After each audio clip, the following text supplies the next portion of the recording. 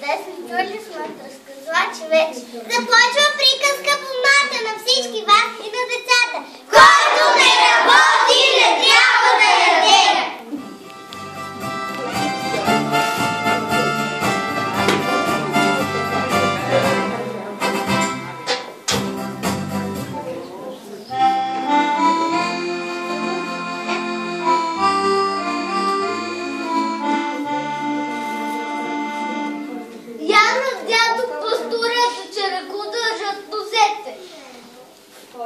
Твоята подарка, що не плащаш, дядо?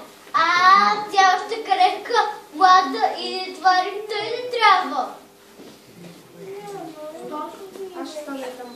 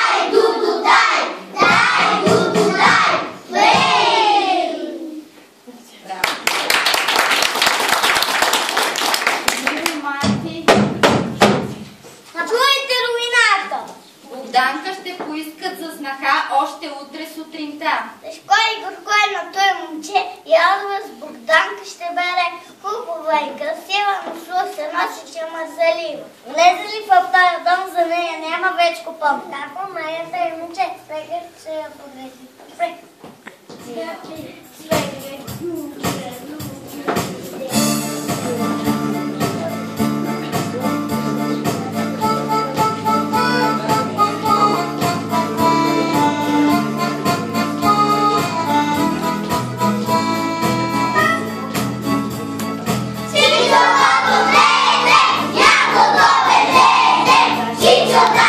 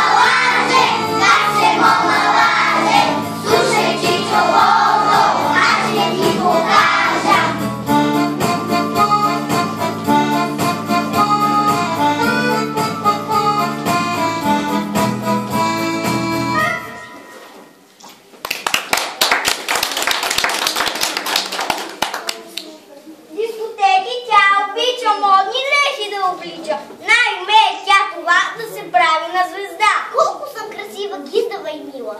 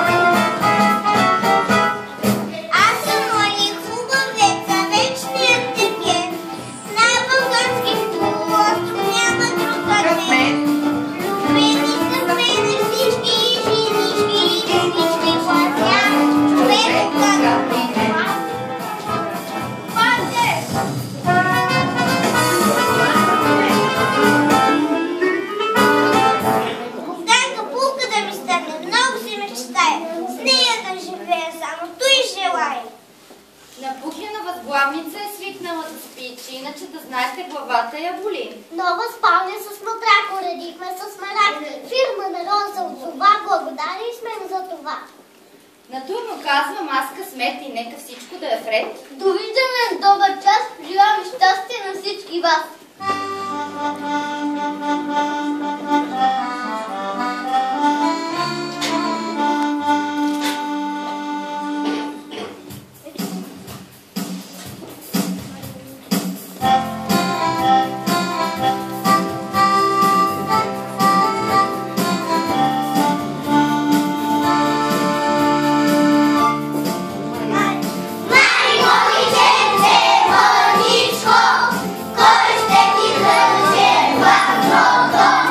Мама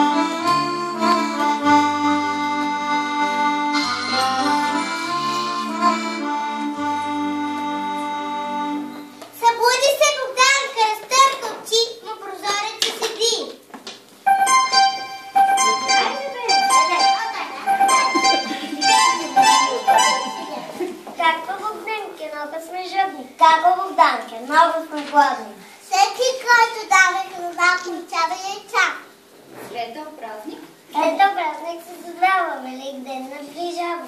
Как ще шаете, тата? Има ги в града? Там са скъпи. Там са скъпи, помисли, тук ти идват без пари.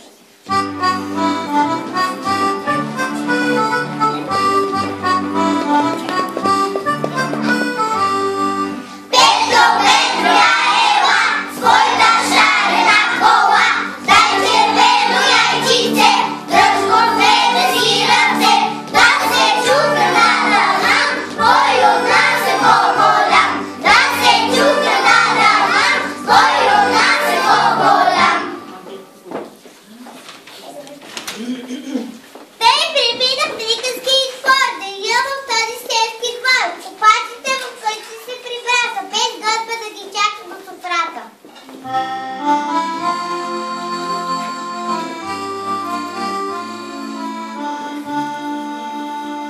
Добър вечер! Добър вечер! Вечеря сготвили ли ти? Кокошките нахранили? Жено, осипи ми вода, че съм уморен. Май много ви искате от мен. Свекървата запрета ръкави и започна всичко сама да оправя. Смита в печи, яден сготви в табата, а Богданка седи и се хвърли в ръката. Хайде да вечеряме, елате!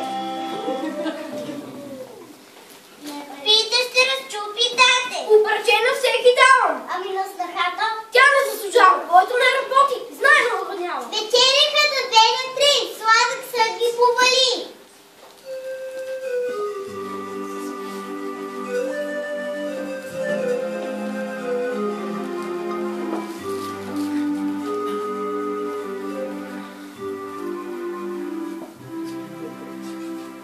Богданка я замъчи глад, разходя се из двора в яд, отправи поглед към луната, обмъка не заспа горката. О, горката, гладна съм, но не съм си у дома, да полегна пак сега.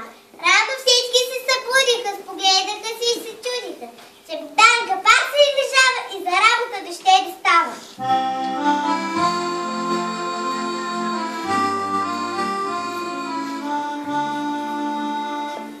Хайде, Богданка, да не се изнежава и за работа бързо достава. Богданки, мило, остави сън, светло е навън. Силно слънцето пече, ще почернее моето лице. Без нея пак се на чуковата градина се отправи семейната дружина.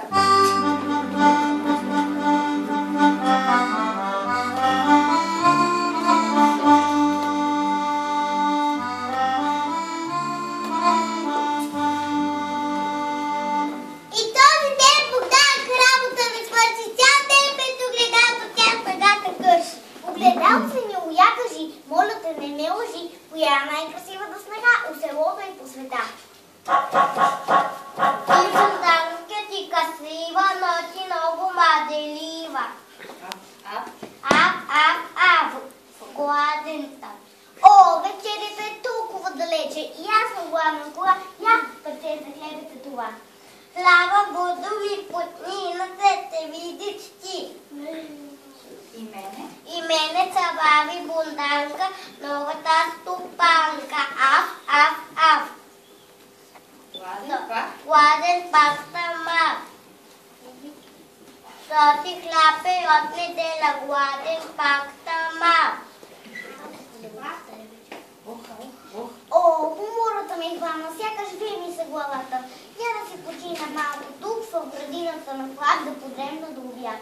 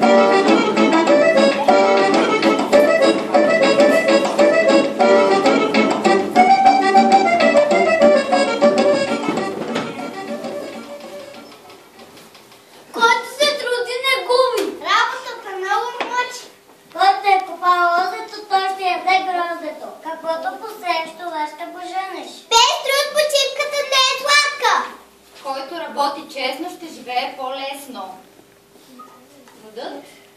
Доктора сестра ми е живот. Каквото повикал, такова се обадил. Късно вечерта.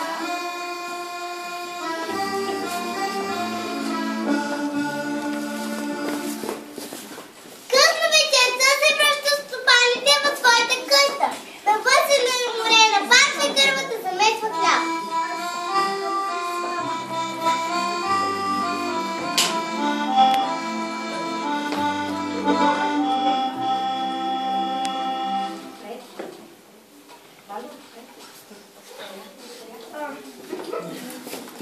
Оздравме, вече поваляхме. Има още сила в нас.